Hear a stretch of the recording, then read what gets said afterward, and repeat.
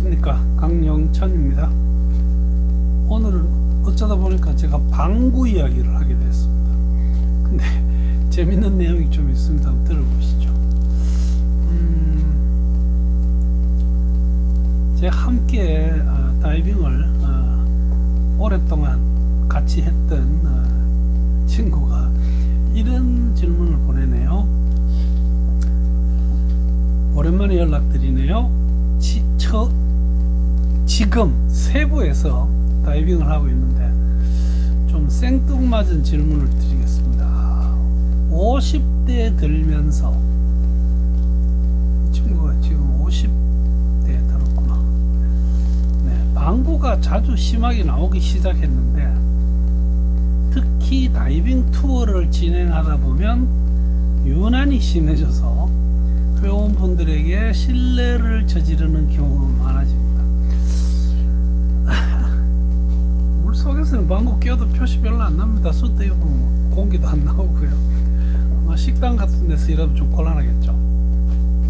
다이빙하고 방구가 관련이 있을까요? 박사님이 해결책을 찾아주시면 자연산 멍게로 보답하겠습니다.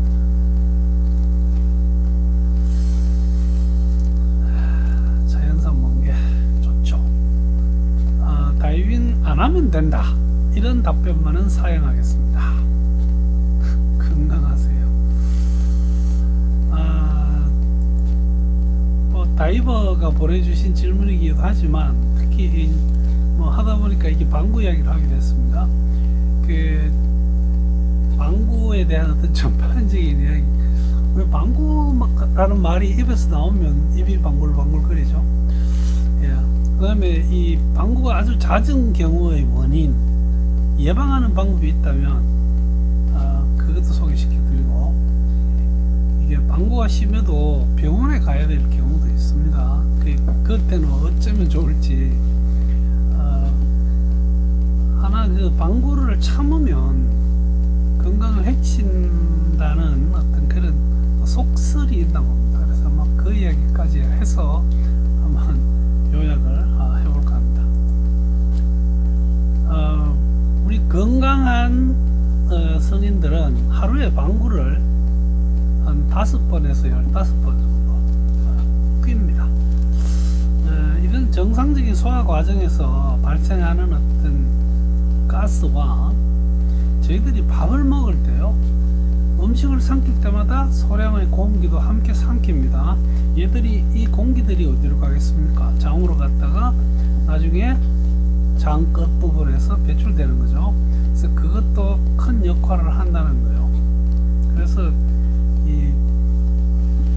일단 위장관 속에 들어있는 가스가 항문을 통해서 탈출하는 소리가 바로 방구 소리가 되겠습니다. 원인이 되는 것 중에는 제일 좀 특징적인 게 바로 이 식단의 변화라고 할 수 있습니다. 평소 먹던 어떤 식사에서 갑자기 변하면서, 그래서 이번에 이 질문을 주신 연수 씨의 경우도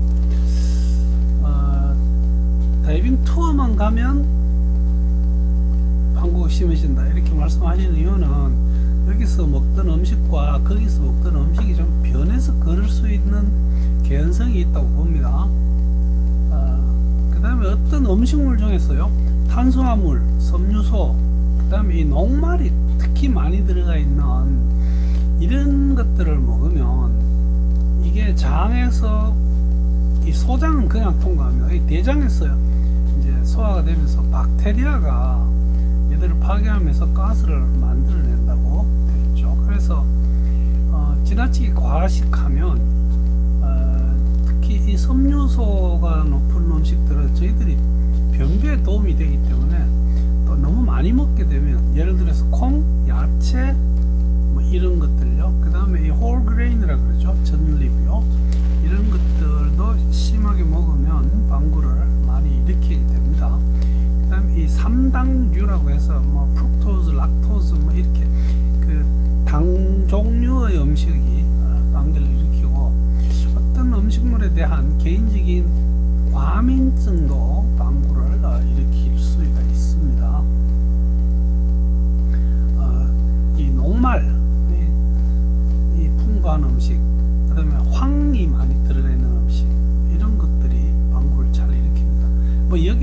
들어간다까지 이렇게 제가 상세하게 말씀드리기는 좀 시간적으로 제약이 있을 것 같습니다. 복부 안에 어떤 병이 있는 경우들이 있습니다. 특히 이게 RBS, 이 약자는 Irritable Bowel Syndrome이라고 합니다. 이 장이 어떤 뭐랄까 작동을 잘 못합니다. 이런 사람들은. 그러다 보면 그 자체가 방구를 많이 일으킵니다. 그 이외에도 많은 장질환들이 있죠. 이 장에 생기는 질환들은 방구가 문제가 아니고 다른 증상을 많이 동반하기 때문에 이런 경우는 병원에 치료를 받게 되어 있습니다.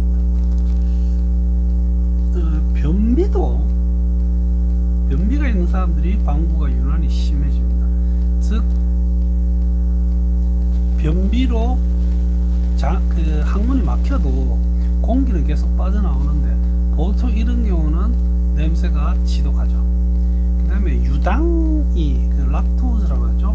여기가 특히 예민한 사람들은 이쪽에 이제 들어가는 게 우리가 우유 제품이니까요. 치즈, 버터, 요구르트 이런 것들이 방구를 일으키는 경우가 있습니다. 또 재밌는 게 유산균이라고 되어 있는 이 음식은 또 방구를 줄여주는 효과도 있습니다. 문제는 이 위경련, 소화불량 뭐 이런 지독한 방구 냄새 같은 게 난다면 이때는 조금 심각하게 병원 진료를 받아보는 게 좋습니다. 예방하는 방법인데 뭐 예방이 과연 될지 모르겠는데요. 일단 원인 파악을 하고 원인이 파악되면 이제 그 원인을 제거해 주면 되겠습니다. 식습관하고 관계 있다면 식습관의 변화로 인한 거라고 판단이 될 때는 가급적이면 늘 먹던 음식으로 먹으면 됩니다. 원인이 되는 음식은 줄여야 될 거고요. 이게 되게 중요합니다. 음식을 천천히 먹고 자주 삼킬수록 삼킬 때마다 소량의 공기가 함께 들어갑니다. 그래서 음식은 꼭꼭 씹어서 천천히 먹는 게 굉장히 중요합니다. 특히 이 꼭먹이요, 꼭꼭 씹어 먹는 것은 소화에도 도움이 됩니다. 껌 씹지 마십시오. 껌 씹을 때 우리가 씹다가 침을 삼킬 때마다 공기도 같이 먹습니다. 그래서 방구 심한 사람들은 껌 씹는 것이 별로 좋지 못하고요. 규칙적인 운동을 통해서 장을 규칙적으로 움직일 수 있게 해주는 것도 도움이 됩니다. 소화제를 먹어보면 이 소화가 잘 되면서 방구가 줄어듭니다. 그 다음에 이제 이 프로바이오틱스 켜서 요즘 뭐 엄청 많이 먹죠. 일단 한번 시도해 볼 필요는 있어 보입니다. 자, 그러면 방구가 좀 심한데 내가 어느 정도 심하면 병원에 가야 될 것이냐 하는 주제입니다. 배가 아플 정도, 그 다음에 메스껍거나 토하거나 복부에 압력이 심하게 느껴지거나 설사 혹은 변비가 규칙적으로 반복되거나 체중이 갑자기 감소되는 경우는 방구 심한 사람은 그냥 있지 말고 병원에 가서 한번 진료를 받아볼 필요가 있다고 말씀드리겠습니다. 자, 그럼 방구를 오래 참으면 내가 이게 과연 몸에 어떠냐? 우리 이게 살다 보면 장가 가기 전에 우리 이제 처가가 될 집을 방문을 하죠. 그다음에 그 여자하고 첫 데이트를 한다든지 할 때 그 앉아서 방구 붕붕 끼면 점수를 엄청 잃을 겁니다. 그래서 자꾸 참게 됩니다. 이거 그렇게 좋은 거 아닙니다. 잠시 실례합니다 하고 나갔다가 들어오는 게 더 낫습니다. 이번 지난 추석 연휴에 우리 딸과 사위와 손녀가 집에 왔다 갔습니다. 저희 사위가 사람도 좋고 잘생기고 다 좋은데 방구를 많이 끼더군요. 이소한 이거 영상 보면 좀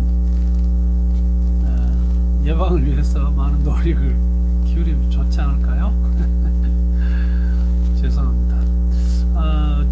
그러나 이게 지나치게 오래 참거나 또 이런 짓을 자주 하면 사실은 장에 좋지 못합니다. 이 참다 보면 그 가스가 몸속으로 흡수되는 경우도 있습니다. 일부의 가스는 이게 폐로도 방출이 됩니다. 이렇게 되면 아마 숨 쉬는데 냄새가 좀 나지 않을까요? 그 다음에 이 방구를 오래 참다 보면 복통도 올 수 있고요. 배가 더부룩해지고 변비가 오게 됩니다.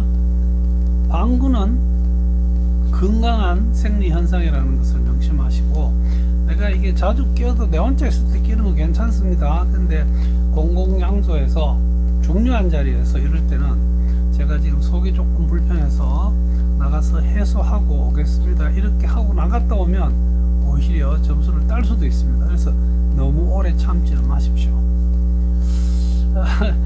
이 친구분이 다이빙 가서 방구 너무 자주 끼는데 이게 해결해 달라고 하는데, 과연 이게 해결책을 제가 드린지는 잘 모르겠습니다. 여러분, 건강한 식단, 그 다음에 껌 씹지 마시고요. 만약에 너무 잦아서 내가 불편하더라도 가급적이면 안 참는 것이 좋겠습니다. 여러분, 그 병원을 가야 될 경우를 제가 여러 번 드렸습니다. 이게 방구뿐만 아니라 뭐 복통, 설사, 변비 이런 것들이 지속되면 이건 병원에 가서 한번 검사를 받아보는 것이 바람직하겠습니다. 여러분, 건강하게 방구 오래오래 잘 끼시고요. 또 제 친구들은 다이빙 가서 방구 너무 끼지 마십시오. 배를 다른 데 태우겠습니다. 시청해 주셔서